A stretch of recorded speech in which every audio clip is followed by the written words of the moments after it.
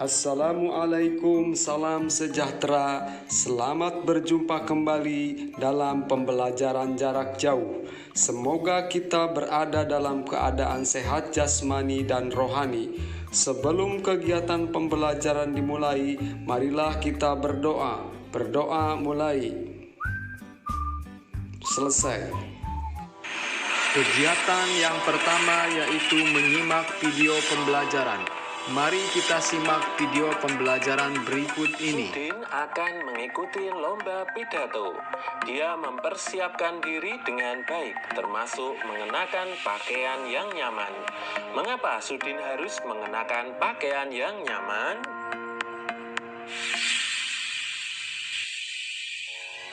Untuk mengawali pembelajaran kita kali ini, marilah kita baca bacaan berjudul Cara Menjaga Kesehatan Reproduksi pada Masa Pubertas.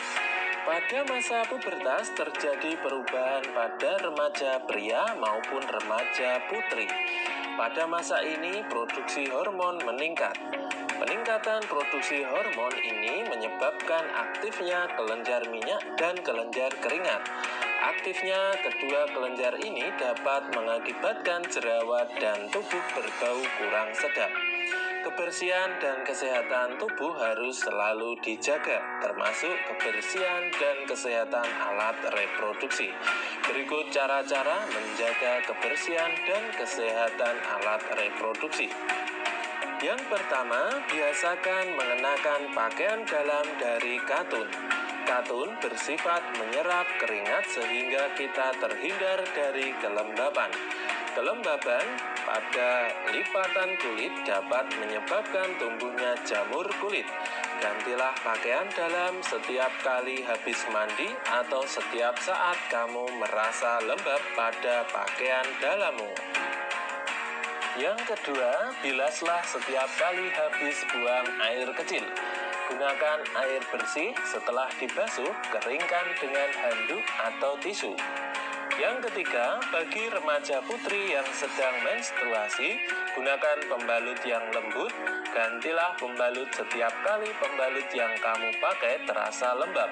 Gantilah minimal 4 kali sehari.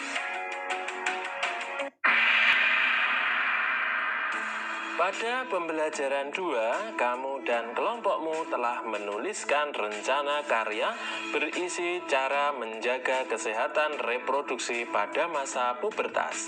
Kini, wujudkan rencana karya itu, buatlah sebagus mungkin. Pada pembelajaran sebelumnya diceritakan bahwa Sudin akan mengikuti lomba pidato. Bagaimana pidato yang dibaca Sudin dalam lomba itu? Sekarang mari kita baca bacaan teks pidato yang dibawakan atau disampaikan oleh Sudin. Anak-anak bisa membaca dengan cara mempause video ini.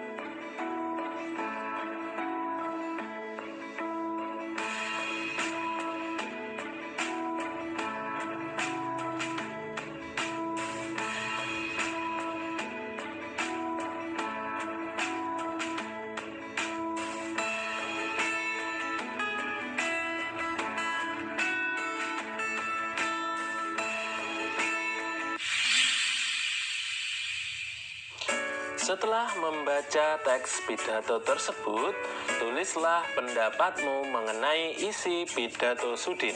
Kamu dapat menilai pidatonya dengan cara memberi checklist pada kolom berikut yang sesuai.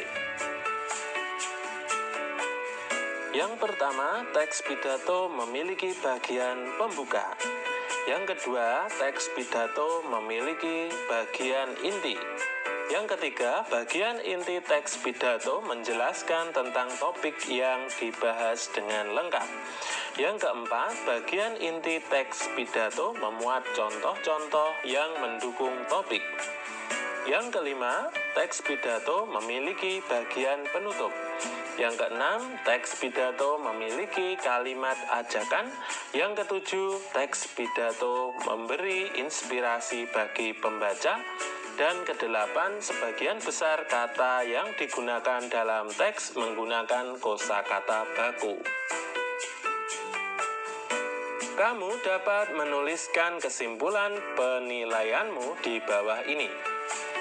Misalnya, Sudin sudah berpidato dengan baik karena dalam pidatonya Sudin sudah memuat unsur-unsur penting pidato secara lengkap, ditambah penggunaan kata-kata baku yang sudah benar dari pidato Sudin. Dalam pidatonya, Sudin menceritakan pengalamannya tentang manfaat persatuan.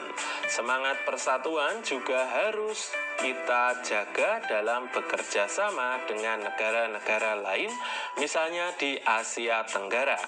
Ayo pelajarilah peran Indonesia dalam kerjasama di bidang sosial budaya. Sekarang bacalah bacaan berjudul Kerjasama Bidang Sosial Budaya Negara-Negara ASEAN. Baca bacaan tersebut sampai kamu memahami isi dari bacaan tersebut.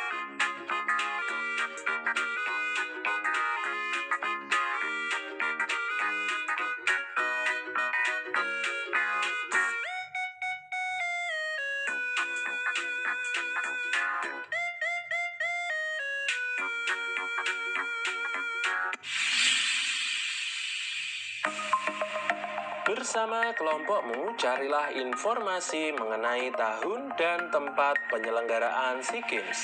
Carilah informasi penyelenggaraan SEA Games pertama dan 5 penyelenggaraan terakhir.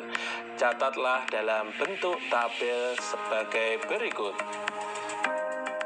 Kamu juga dapat mencarinya di berbagai sumber, diantaranya melalui buku, majalah, ataupun melalui internet.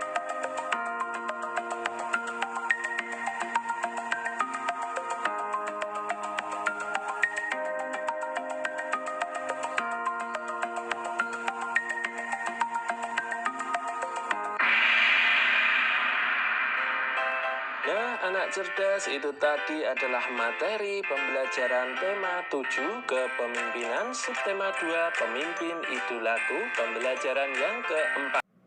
Selamat belajar dan tetap semangat.